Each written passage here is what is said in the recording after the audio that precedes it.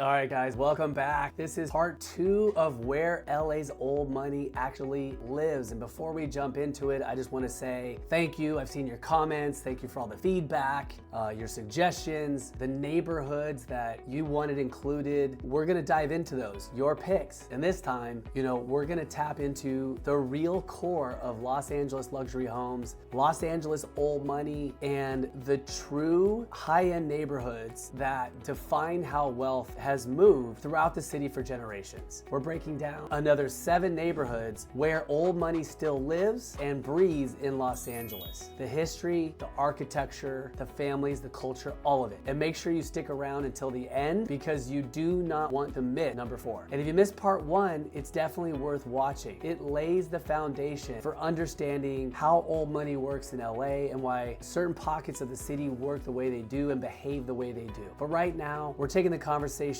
much further. So hit like, drop a comment, subscribe. It helps more than you know, and let's jump right in. All right, guys, here we go. So what is old money and what is it not? To understand these neighborhoods, you need to understand this. Old money is not performative. It's not trying to be noticed. Old money preserves land, not lifestyle. It values stability over spectacle. It holds property for 40, 60, sometimes 100 years because the wealth is in the land, not the upgrades. These families sit on the boards, not red carpets. They influence zoning, not fashion. And their homes tell the story, modest from the street, but rich in bones, scale, and history.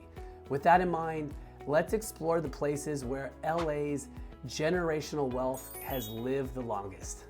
All right, so your first pick was San Marino. San Marino is the purest example of quiet California old money. It was officially incorporated in 1913, and from day one, it was designed to be residential, exclusive, and low density. Values that haven't changed in over 110 years. This community was shaped by families tied to banking, railroads, citrus, and early California industry. Names like Thornton, Patton, and Valentine appear throughout early land transfers and estate documents. Much of the neighborhood's planning was influenced by Henry Huntington, founder of the Huntington Library and Gardens, whose legacy still defines the city today. Talk about an impact. And architecturally, San Marino is remarkably consistent. You'll see colonial revival homes with original 1920s millwork that is incredible, Monterey-style estates with hand-laid tile roofs, early California ranch homes with deep overhangs, and mid-century properties designed by well-known Pasadena area architects. And many of these homes have things like original hardwood floors, carved beams, multi-pane windows, fireplaces that were hand-built a century ago. And here's the part that most people don't know. More than 40% of San Marino's homes have not sold in over 30 years because they're passed down within the families, held in trust, or transferred quietly, never hitting the open market. Life in San Marino feels orderly, intentional, almost like an East Coast suburb dropped in the middle of LA. Wide streets, mature oaks and camphor trees, manicured lawns, and a level of civic participation that is almost unheard of in Southern California. And of course, San Marino Unified is consistently ranked among the top public school systems in the entire state, which reinforces the multi-generational cycle. People move for the schools and they never leave. Entry-level pricing starts around $3-4 million, but historic estates and Huntington adjacent properties can easily push into the $10 to $20 million range. San Marino isn't flashy, but it doesn't need to be. Its power comes from its consistency.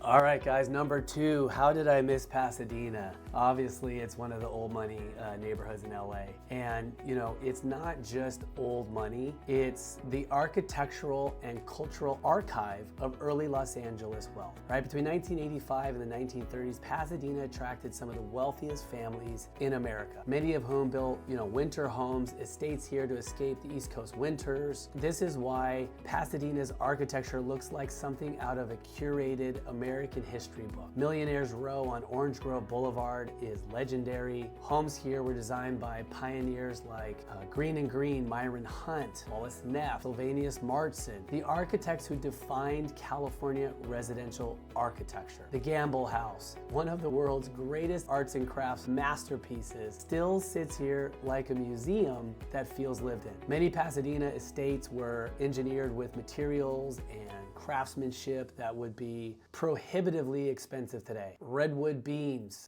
from Northern California, copper gutters, hand-forged ironwork, basements with original wine cellars, and formal gardens that were planted in the 1910s and are still maintained the way they were back then. And Pasadena's influence doesn't end with houses. Families like Wrigley Chewing Gum, Procter & Gamble, Norton Simon, the industrial magnates, shaped its cultural institutions, the museums, gardens, music halls, and philanthropic foundations. Pasadena's civic tradition runs deep. Events like the Tournament of Roses Parade and the Rose Bowl game are not just events, they are century-old cultural milestones that attract families who value community, heritage over celebrity, and it's just all fun. Median price is around 1.8 to 2 million, but historic estates sell routinely from 10 to 30 million depending on acreage, provenance, and architectural pedigree. And Pasadena isn't just wealthy, it is culturally wealthy.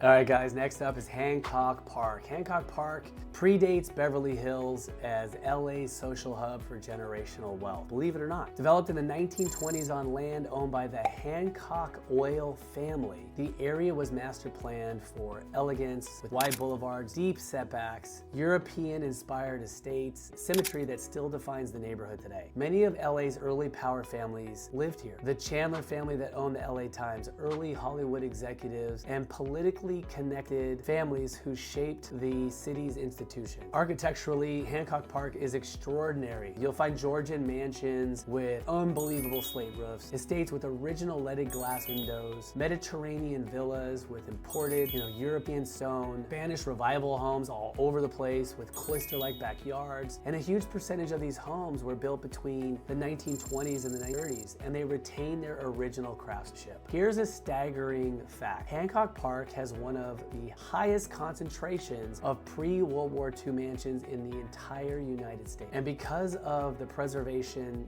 conscious homeowners and zoning protections, many have been restored rather than rebuilt. Hancock Park is also one of LA's most socially connected old money neighborhoods. Families here serve on museum boards, private school boards, philanthropic committee. You'll find generational ties to Harvard Westlake, Marlborough School, Buckley, Curtis, and Oakwood going back decades. The median price sits on $2 million, give or take, but major estates, especially along the streets like June, Hudson, Rossmore, and Windsor Square, trade quietly between 10 and 20 million and off market. Hancock Park is timeless and intentional and deeply rooted in LA's civic fabric. Development in Toluca Lake, began in the 1920s as studios like Warner Brothers and Universal expanded, right? The area was intentionally designed as an enclave for industry elite who needed privacy, quick access to work, and a community insulated from the chaos of Hollywood Boulevard, right? The architecture reflects that early exclusivity. You find Spanish colonial estates from the 1930s with original tile roofs and courtyards, colonial revival homes with formal gardens. There's definitely newer construction homes today, but many still surrounded by, mature hedges planted before World War II, right? One of Toluca Lake's defining features is the private lake itself, a man-made lake dating back to the late 1800s, ringed by a few dozen homes, each with private dock access.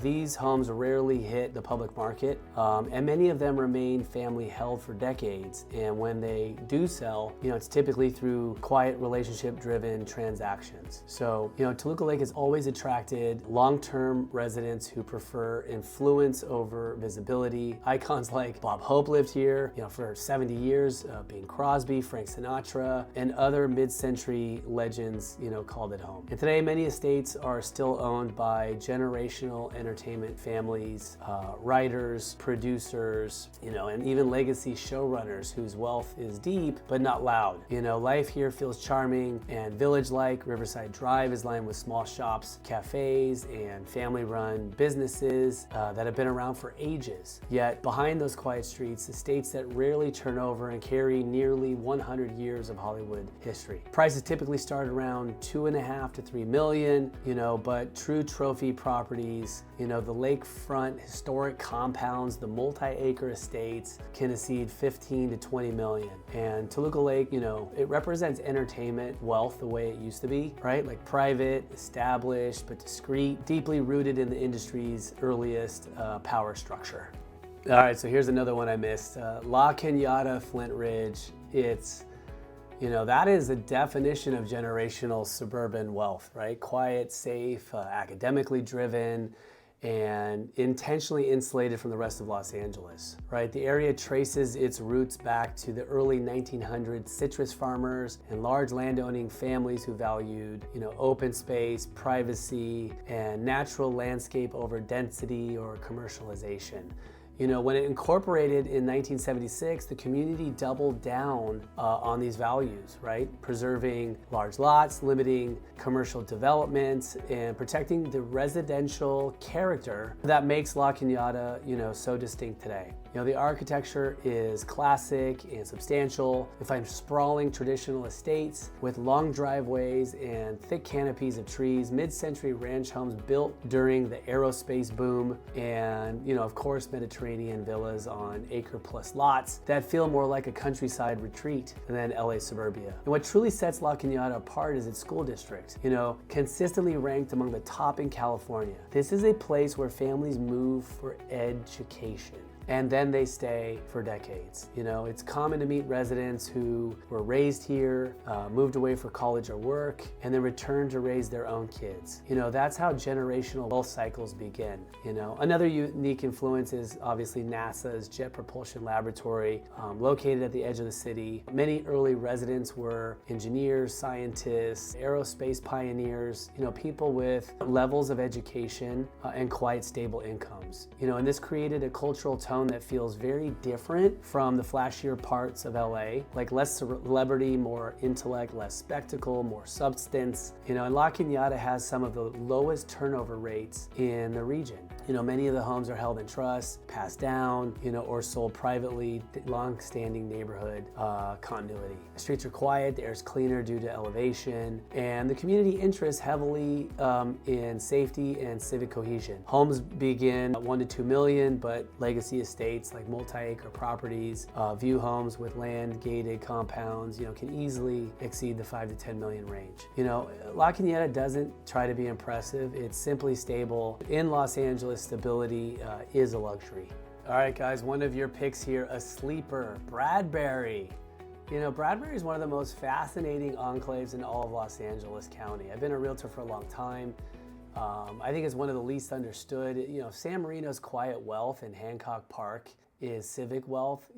Bradbury's secluded wealth. Wealth that values, one thing above everything else, privacy. It's in the foothills of the San Gabriel Mountains. It was developed in the 1920s by Lewis Leonard Bradbury, whose father built the iconic Bradbury building in downtown LA. It's one of the most architecturally significant buildings in the United States. From the beginning, Bradbury was designed with strict zoning, land use protections to ensure that large estates would remain large estates, no major commercial zones, no dense development, virtually no noise intruding from outside the gates. Cities like 3 guard-gated communities with most properties sitting on 2 to 5 acres, some even larger. And many estates include, equestrian facilities, vineyards, stables, private trails. Some properties are so large you can't see the home, from the street, even if you're standing at the gate.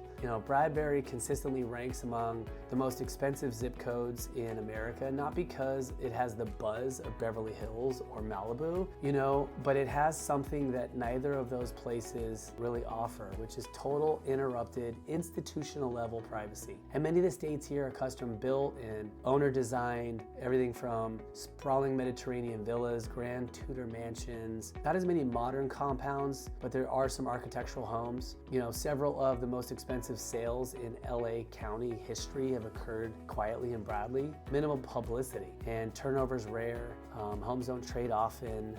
Rarely not exposed publicly, and a significant portion of the properties are owned by long-established families, you know, corporation founders, international business magnates, and, you know, individuals who need privacy on a scale that other neighborhoods simply cannot provide.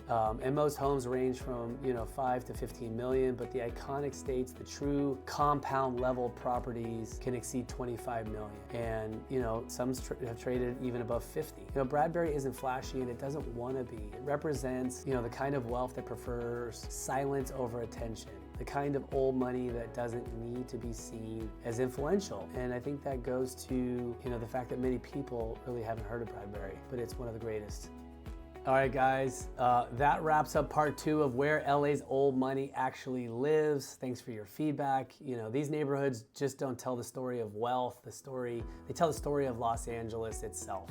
And if you want to explore these areas, find a hidden estate, or understand how old money markets, you know, really move, my team and I are here to help you navigate it. So make sure you like, comment, and subscribe. And if you haven't watched parts 1, go check it out and you'll see the true picture of how LA's legacy neighborhoods were built. Again, thanks so much for watching. Like, subscribe, comment. If you want to go find one of these properties, please give us a call, 818-217-1767, or email us at info@atrealestate.com. Thanks so much, guys. See you soon.